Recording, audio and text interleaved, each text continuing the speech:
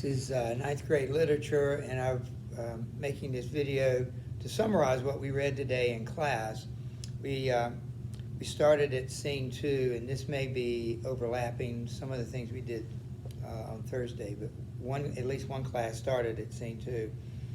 And this is a scene that is juxtaposed. The word that I'm using is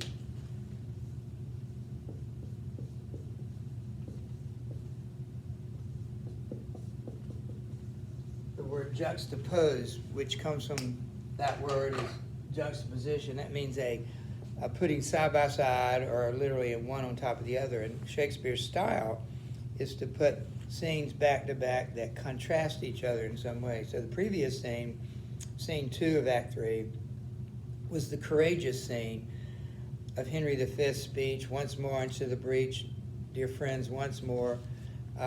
And he's rousing his troops to breach the city of Harfleur.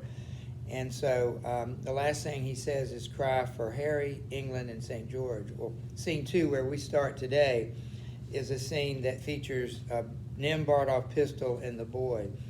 And instead of following Henry into the city and in the charge, they stay back, shirking their responsibilities because they're cowards, until Fluellen, one of Henry's officers, comes and forces them to join the attack. At that point, the boy makes a little speech talking about how cowardly the three of them are, Bardolph, Nym, and Pistol. But he also points out that they're thieves, that already while they've been in France, they've stolen certain things.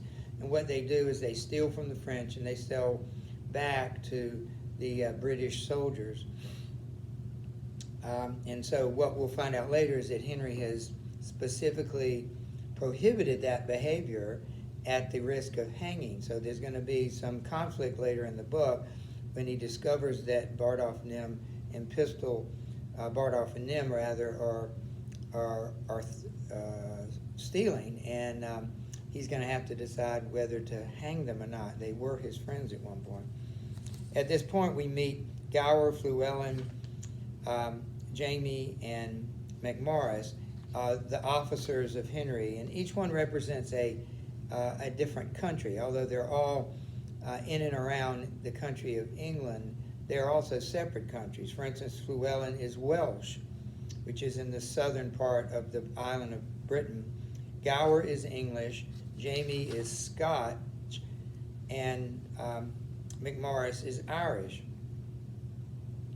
What we find out is that Fluellen is a stickler for details, particularly details dealing with the disciplines of war. And for some reason, he's upset with McMorris because of the way that he's handling the mines. Now, the mines are military tunnels that are dug underneath walls in order to undermine the wall, that it might collapse, or charges can be set there and used to blow up the wall. So when they talk about mines here, they're not talking about a gold mine or a diamond mine. And so McMorris is in charge of that, and Fluellen is upset with the way McMorris is handling that. We also find out that the English attack on the city has failed, and so he's upset about that failure. And Fluellen gets angry at him, and he gets angry back because Fluellen makes some comment.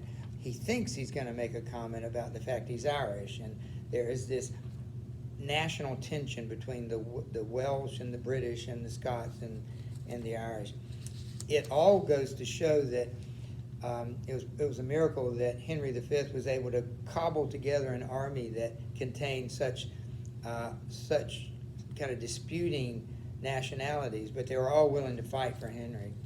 And then we see scene 3. We see it's a scene where Henry is standing in front of the city talking to the governor and threatening atrocities if the governor doesn't surrender the city to the English.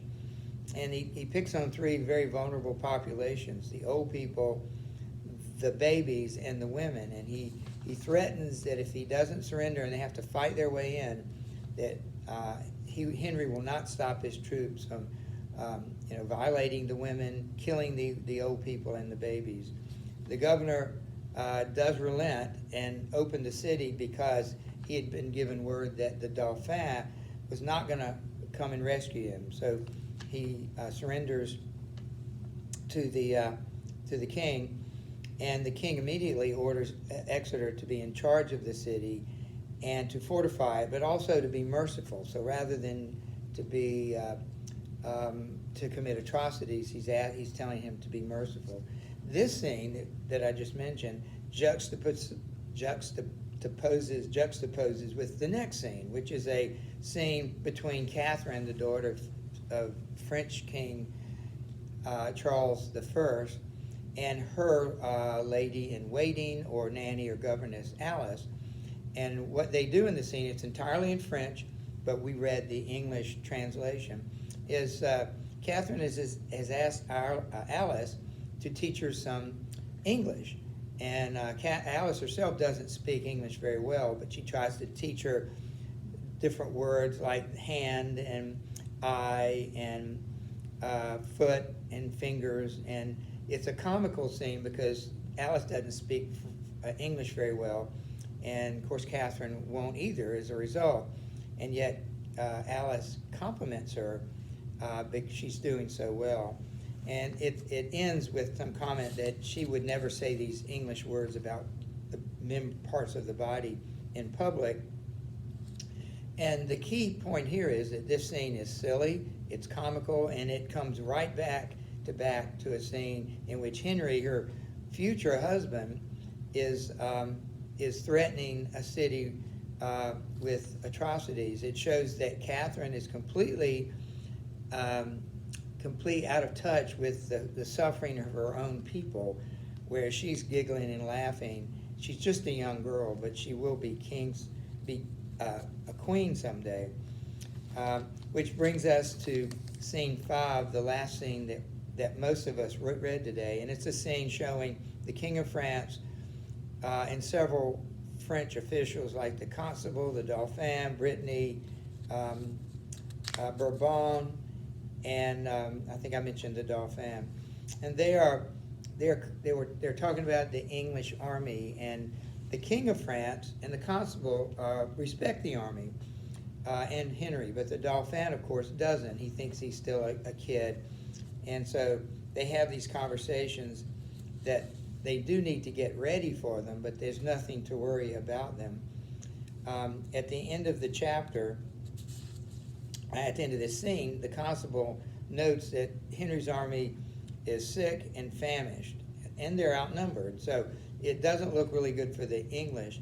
So at the end of the chapter, we see that the King of France wants the Dauphin to return to Rouen, I think it's pronounced, with the king. He wants to protect his own son and also the heir, but the Dauphin is not real happy about it. And so this is what we read today. We will pick it up at scene 6 for most people tomorrow. I hope this is helpful, and you can hopefully answer the questions that accompany this. So thank you. Check in tomorrow for another video.